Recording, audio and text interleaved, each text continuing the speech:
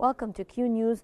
Mr. Fatah, how does the Arab League's labeling of Israel's actions in Gaza as genocide under the Rome Statute actually impact international legal accountability and diplomatic responses?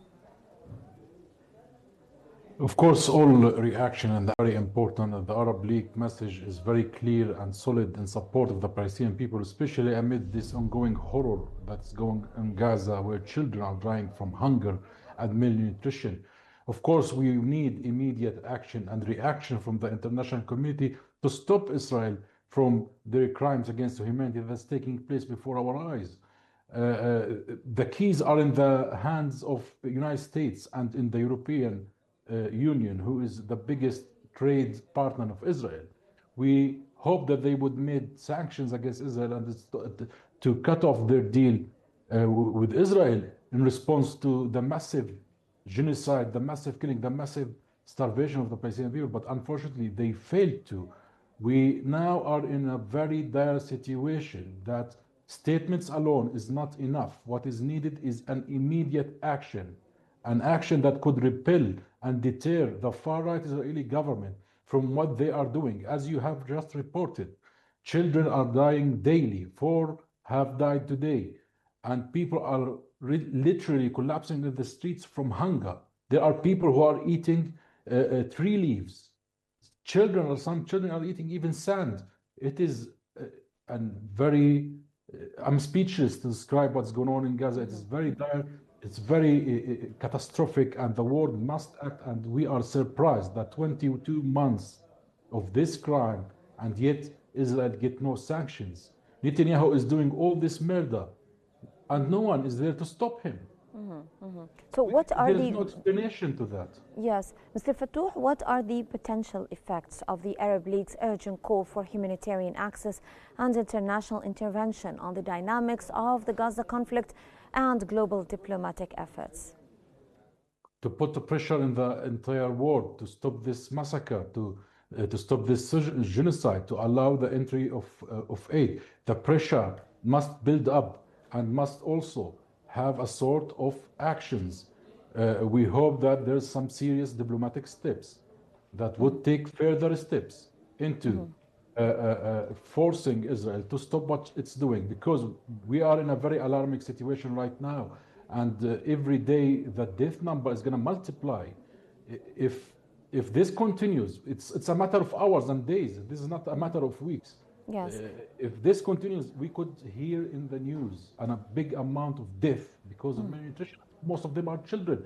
Yes. We can't stress more how very dangerous the situation is, and requires all action and all cards to be played forward. So what is the diplomatic impact of over 20 foreign ministers collectively condemning Israel's actions in Gaza? How does this unified statement affect global efforts to secure a ceasefire? It's still not effective. I'm sorry to say that. Statements alone are not going to stop Netanyahu. Obviously, Israel does not care about the international law, about the international humanitarian law, about any rhetoric or talks against them. He's still continuing in his crime, in their crime. This fascist, far-right Israeli government does not care about anybody. Okay, so what about the legal consequences, Mr. Fatah? What about the legal consequences that arise under international law from forced displacement initiatives such as the proposed humanitarian city? The legal consequences should be sanctions. Israel is committing a crime against humanity. It should be immediately sanctions, boycott, no armed deal, no trade until they repel. And those war criminals must go to the ICC, which, by the way, they have been prosecuted. The ICC judges and the ICC lawyers are now prosecuted and sanctioned by United States. Yes. United States today pulled from the UNESCO because UNESCO claiming that UNESCO is anti-Semitic. So United States is only providing an endless cover, political cover, for anybody criticizing Israel, for anybody taking action against Israel, for anybody taking legal action. So they are blocking legal action, blocking diplomatic action, blocking peace action. What action remained? That's why Israel need to be, according to the law, need to be punished for violating Geneva Convention, to retreat and end its genocidal war in Gaza, allow the full entry of aid without any obstacles. And then we go to an international conference for accountability and for peace. Because those who did this heinous crime, the crime of the century, must be prosecuted. Israel is a member state in the United Nations and is accountable to the international law and is obligated by the international humanitarian law to respect human rights. Violating it, make it a pariah state, a rogue state that deserves immediate sanctions. Yes. So how crucial is Egypt's support for the joint foreign minister statement in influencing international pressure on Israel? Of course, Egypt is playing a major role from the very beginning until now. Egypt is playing a pivotal role. And we hope and we call on our brothers in Egypt to push forward. Their pressure is very important, and they could actually do a big change. Now we rely on the Arab world, our brothers. Now the Arab League did move and did make a statement. Now we wish for further steps and diplomatic steps to pressure even further, to pressure the EU, to the United States. Arab do hold strong relations with the international community, do hold economical influence and political influence. They could magnify that pressure further.